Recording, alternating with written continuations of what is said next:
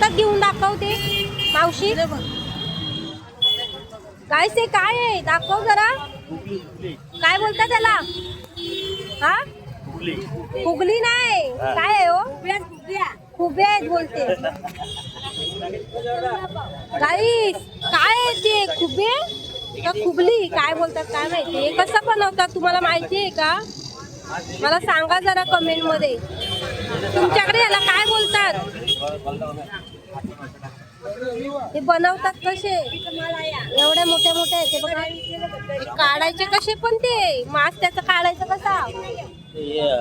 दगड मारून ते काढून चिलटा आता दगडी कुठे